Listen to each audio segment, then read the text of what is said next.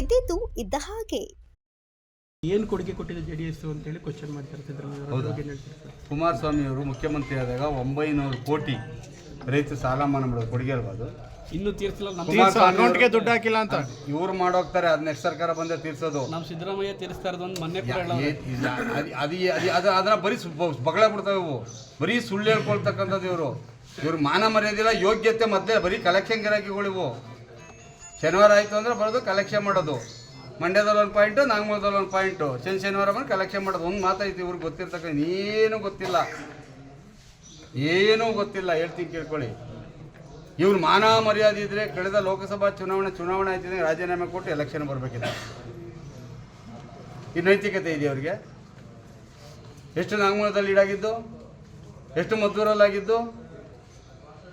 ಇವತ್ತು ಯಾವುದೋ DCC ಬ್ಯಾಂಕ್ಗಳನ್ನ ಸರ್ಕಾರದ ಮಿಷನ್ ಯೂಸ್ ಮಾಡ್ಕೊಬಿಟ್ಟು ಅವ್ರು ಯಾರು ಓಟ್ ಹಾಕಿಲ್ಲ ಅವ್ರಿಗೆಲ್ಲ ಸೂಪರ್ ಸೀಟ್ ಮಾಡಿಕೊಂಡು ಗೆದ್ಬಿಟ್ಟು ನನ್ನ ಮಗನ ಮಾಡಿಬಿಟ್ಟೆ ಅಂದರೆ ನೀವು ತೋರಿಸ್ಕೊಟ್ರೆ ನಾವು ಮಾಡೋದೇ ಅಂತ ಹೇಳ್ತಾರಲ್ಲ ಸರ್. ನೆಕ್ಸ್ಟ್ ನಾವು ತೋರಿಸ್ಕೊಟ್ಟಿದ್ದಾರಲ್ಲ.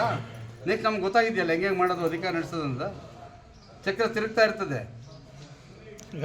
ಅಲ್ಲಿಗೆ ಅರ್ಥ ಆಯಿತು. ಸ್ವಂತ ಮಗನ ಏನು ಬೇಕಾದ್ರೂ ಮಾಡ್ಕೋಬೇಕು ಅಂತ, ಏನು ಬೇಕಾದ್ರೂ ಮಾಡ್ತಾರೆ ಅಂತ ಅರ್ಥ ಆಯ್ತಲ್ಲ ಜನಗಳಿಗೆ. ಸಾರ್ವಜನಿಕ ಅರ್ಥವಾಗಿದೆ ಬಿಡಿ ಇದೆಲ್ಲ.